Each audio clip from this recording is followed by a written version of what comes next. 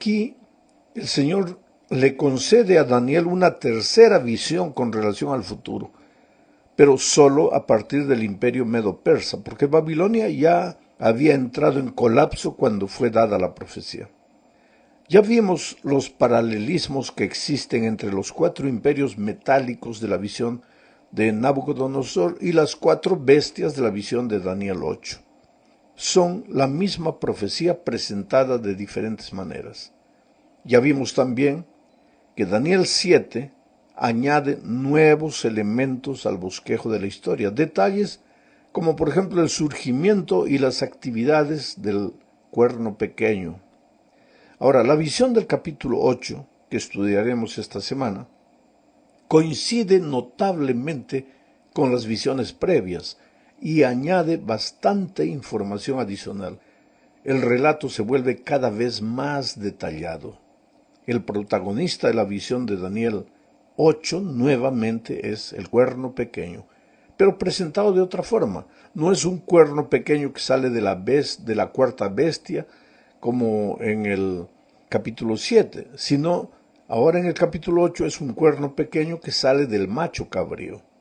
Pero la contribución de Daniel 8 es el énfasis en el santuario y lo que sucede allí en el tiempo del fin, o sea, el juicio. Mientras Daniel 7 muestra al tribunal celestial y a uno como hijo de hombre, Daniel 8 muestra la purificación del santuario. Entonces, la purificación del santuario celestial de Daniel 8 corresponde a la escena del juicio de Daniel 7. Bueno, para empezar, leamos Daniel 8, 3 al 5. Aquí se describe al carnero. Dice, alcé los ojos y miré, y he aquí un carnero que estaba delante del río y tenía 2 cuernos, y aunque los cuernos eran altos, uno era más alto que el otro, y el más alto creció después. Vi que el carnero hería con los cuernos al poniente, al norte y al sur, y que ninguna bestia podía parar delante de él, ni había quien escapase de su poder, y hacía conforme a su voluntad y se engrandecía. Mientras yo consideraba esto, he aquí un macho cabrío venía del lado del poniente sobre la faz de la tierra, sin tocar tierra, y aquel macho cabrío tenía un cuerno notable entre sus ojos. Ahora, querido, como explica el ángel en el versículo 20 de Daniel 8, el carnero con 2 cuernos representa al imperio medo-persa, y las 3 direcciones muy probablemente señalen literalmente las 3 conquistas principales de esta potencia mundial. Pero después aparece un macho cabrío con un gran cuerno que representa el imperio griego bajo el mando de Alejandro Magno. El hecho de que el macho cabrío se mueva sin tocar tierra, como dice la Biblia, significa que avanza con una rapidez extraordinaria. Este simbolismo refleja la rapidez de la conquista de Alejandro, que en Daniel 7 representa como un leopardo alado. Pero como lo indica la profecía, cuando el macho cabrío estaba en su mayor fuerza, aquel gran cuerno fue quebrado y dio paso a 4 cuernos que se extienden a los 4 cuadrantes de la brújula. Y esto se cumple cuando Alejandro muere en Babilonia en junio de 323, a los 33 años de edad, y su reino se divide entre sus 4 generales. Vamos ahora a la segunda parte de este estudio para hablar nuevamente del cuerno pequeño. Daniel 8, 8 y 9 describe al cuerno de esta manera. Y el macho cabrío se engrandeció sobremanera, pero estando en su mayor fuerza, aquel gran cuerno fue quebrado, ese Alejandro Magno, ¿no? Aquel gran cuerno fue quebrado, y en su lugar salieron otros 4 cuernos notables hacia los 4 vientos del cielo, y de uno de ellos salió un cuerno pequeño que creció mucho al sur, al oriente y hacia la tierra gloriosa. Ahora mira, El relato dice que el cuerno pequeño, este cuerno que hará grandes cosas, salió de uno de ellos. ¿A quién se refiere el profeta al decir de uno de ellos? Al interpretar este capítulo, los eruditos encuentran dificultad en definir quién es ese uno de ellos, de donde sale el cuerno pequeño. El problema básicamente está en la manera como termina el versículo y comienza el otro versículo. El versículo 8 termina diciendo, en su lugar salieron 4 cuernos de gran tamaño que se lanzaron contra los 4 vientos del cielo. Esos 4 cuernos son los 4 generales de Alejandro Magno que se dividen el reino cuando Alejandro muere. Y entonces el versículo 9 empieza diciendo, de uno de ellos salió un cuerno pequeño. En una lectura correcta del idioma español, la expresión de uno de ellos se referiría a la última frase que menciona a los 4 vientos de los cielos. En ese caso, el cuerno pequeño saldría de uno de los vientos, o sea, de uno de los puntos cardinales de la tierra, no de los 4 generales. Pero el libro de Daniel fue escrito en hebreo, y hay que interpretarlo en el contexto hebreo. Y en ese idioma la expresión uno de ellos también se refiere a uno de los vientos de la tierra. No hay duda. El cuerno pequeño no sale de uno de los 4 generales de Alejandro, sino de uno de los puntos cardinales de la tierra. Ahora, siguiendo el orden de los imperios presentados tanto en Daniel 2 como en Daniel 7, este cuerno pequeño simboliza a Roma, pero en 2 fases diferentes. La primera fase es la Roma imperial que derrota a Alejandro. Es una Roma que se desarrolla, que se expande en su plan horizontal de conquistas. Salió un cuerno pequeño que creció mucho hacia el sur, dice el texto, hacia el oriente y hacia la tierra gloriosa. Los ejércitos romanos pues aparecieron en el occidente cuando aún era un poder pequeño y partieron hacia el sur, conquistando Egipto el año 30 a.C. Después crecieron hacia el oriente, conquistando a Grecia, Asia Menor y Siria en el año 64 a.C. Y después se extendieron hacia la tierra gloriosa, apoderándose de los territorios de Judea y Palestina el año 63. Esta expresión, la tierra gloriosa o tierra deseable, se menciona 3 veces en las Escrituras, fuera del libro de Daniel, y en cada caso se refiere a la tierra de Israel. Bueno, Roma en su fase imperial, militar, política, fue un poder conquistador. La historia registra todas sus conquistas. Sin embargo, a diferencia de los imperios anteriores que solo deseaban conquistar la tierra en el plano horizontal, este cuerno manifiesta también ambiciones verticales, o sea, hacia arriba, ambiciones espirituales. Intenta conquistar los cielos y atraer la adoración de los seres humanos hacia él.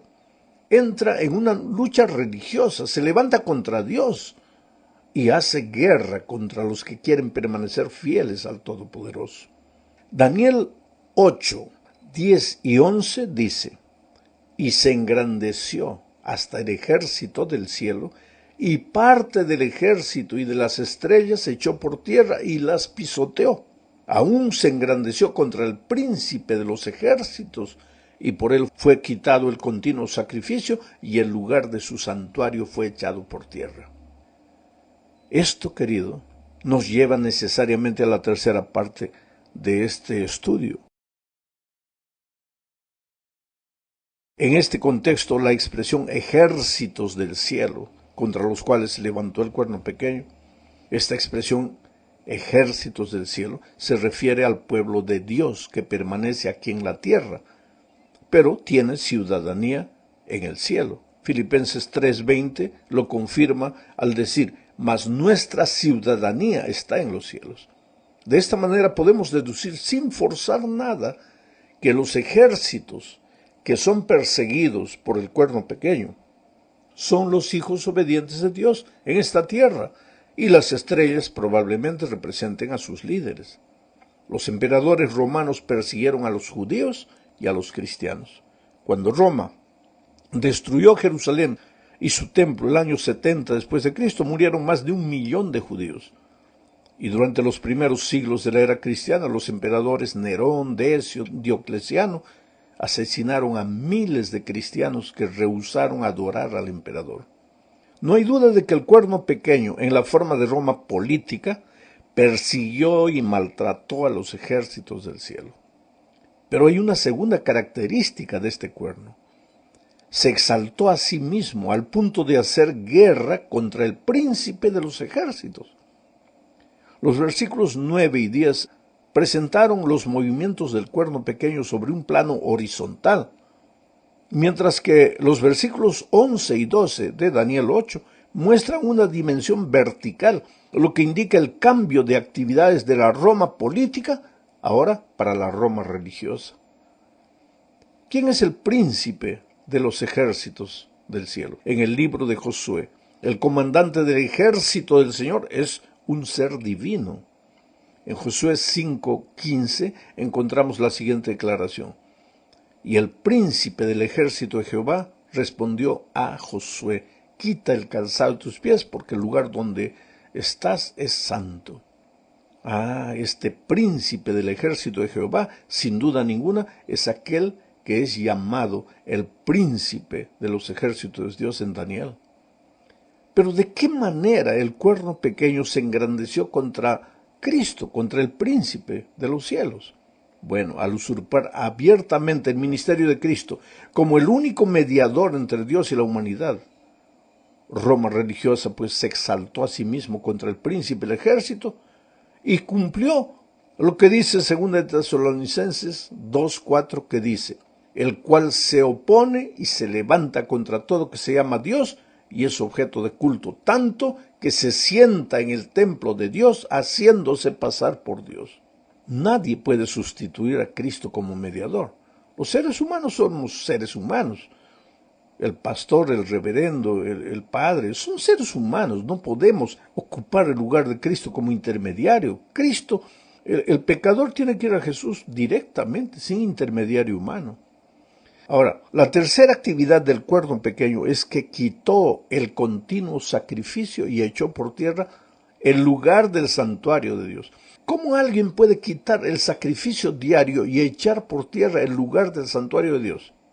Bueno, al colocar la intercesión en las manos de los seres humanos, sacerdote, al establecer el uso del confesionario y al decir que en la comunión, en el servicio de comunión, se sacrifica nuevamente a Cristo, pues se ha eclipsado el ministerio celestial de Cristo, se ha manchado el santuario, se ha borrado o se intenta borrar de la mente de los seres humanos a Cristo como el único intercesor, el único intermediario. Vamos a la parte 4. En medio de los ataques del cuerno pequeño a Dios y a las enseñanzas de su palabra, aparece Daniel 8:14, que dice: hasta 2300 tardes y mañanas, luego el santuario será purificado. Quiere decir, después del devastador ataque del cuerno, se anuncia que el santuario será purificado. Bueno, para entender este mensaje debemos tener en cuenta que la purificación del santuario, que se menciona en Daniel 8:14, corresponde a la escena del juicio descrita en Daniel 7:9 al 14. Y como ese juicio tiene lugar en el cielo, el juicio de Daniel 7, pues el santuario también debe estar ubicado en el cielo. Entonces, mientras Daniel 7 describe la intervención de Dios en los asuntos humanos y la forma en que Él se relaciona con los asuntos humanos desde una perspectiva judicial, Daniel 8 describe el mismo acontecimiento desde una perspectiva del santuario. El santuario terrenal se diseñó según el modelo del celestial.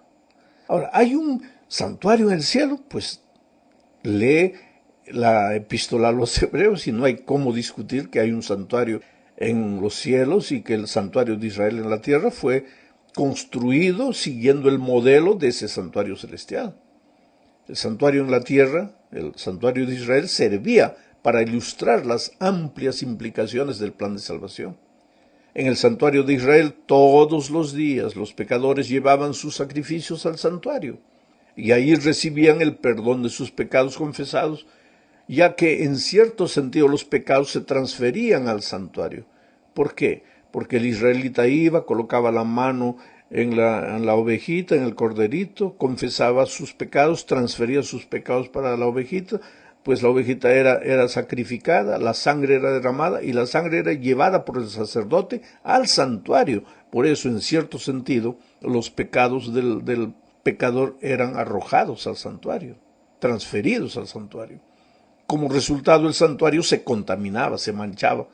Por lo tanto, se necesitaba un proceso periódico de purificación para limpiar el santuario terrenal de los pecados registrados en él. A ese día se lo llamaba el día de la expiación y tenía lugar una vez por año, según Levítico capítulo 16. Pero ¿por qué el santuario celestial necesitaría ser purificado? Bueno, por analogía podemos decir que los pecados confesados de aquellos que han aceptado a Jesús han sido transferidos al santuario celestial, al igual que los pecados de los israelitas arrepentidos se transferían al santuario terrenal. En el día de la expiación terrenal se sacrificaban una cantidad de animales, lo que simbolizaba la futura muerte de Jesús, razón por la cual los pecadores podían permanecer firmes en el día de la expiación. Y así como ocurría esto en el día de la expiación terrenal, cuando se purificase el santuario celestial, también sucedería lo mismo. ¿Cuánto más en el santuario celestial? Únicamente la sangre de Cristo nos libra de nuestros pecados en el día del juicio. La purificación del santuario descrita en Daniel 8:14 es la realidad celestial del servicio terrenal, porque en el servicio terrenal todo era simbólico, símbolo de la realidad que sucede allí en el cielo. Ahora, el mensaje de esto es básico. Como pecadores nosotros necesitamos la sangre de Jesús para que nuestros pecados sean perdonados y nos permita estar en pie en el día del juicio, sin miedo, sin temor. ¿Por qué? Porque hemos transferido a través de nuestra entrega, de nuestra confesión personal a Cristo, le hemos transferido nuestros pecados y confiamos ahora que Él nos va a salvar y Él nos va a librar. Y entonces cuando comience el juicio no tenemos que tener miedo, porque es el Señor Jesús que nos va a defender. Vamos ahora a la quinta parte final de este estudio. Daniel 8:13 dice: Entonces oí a un santo que hablaba a otro de los santos. Preguntó aquel que hablaba: ¿hasta cuándo durará la visión del continuo sacrificio y la prevaricación asoladora, entregando el santuario y el ejército para ser pisoteados? O sea, la pregunta es: ¿hasta cuándo el cuerno pequeño va a atacar el santuario? ¿Hasta cuándo el cuerno pequeño va a perseguir a los hijos obedientes de Dios? ¿Hasta cuándo el cuerno pequeño va a tomar las cosas espirituales, las cosas sagradas, la palabra de Dios, la va a torcer, la va a distorcer y va a cambiar todo en la mente de los seres humanos? ¿Hasta cuándo? Bueno, ahí viene la respuesta: hasta 2300 tardes y mañanas, y el santuario será purificado. Este periodo profético debe calcularse sobre la base del principio día por año, lo que significa que las 2300 tardes y mañanas corresponden a un periodo de 2300 años. Ahora, si no fuera así, si fueran días literales, los 2300 días serían solamente un poco más de 6 años. Un tiempo completamente increíble, corto para que todos los acontecimientos de la visión hayan sucedido. Por lo tanto, debe aplicarse el principio de día por año. Daniel 9 ofrece esa información necesaria para entender esta profecía de las 2300 tardes y mañanas. Pero lo que importa de esta interpretación del diagrama, de cuándo empezó, cuándo terminó la profecía, lo vamos a estudiar la próxima semana al estudiar el capítulo 9. Ahora, lo que realmente importa al finalizar esto es que hay un pueblo de Dios obediente en esta tierra, que cree en el Señor Jesucristo con todo su corazón, que confía en Jesús para su salvación. Un pueblo que muchas veces será perseguido, especialmente al final de los tiempos, será perseguido y atacado por un poder religioso que no aceptará la desobediencia de estas personas a lo que este poder determina, porque este pueblo obediente será fiel.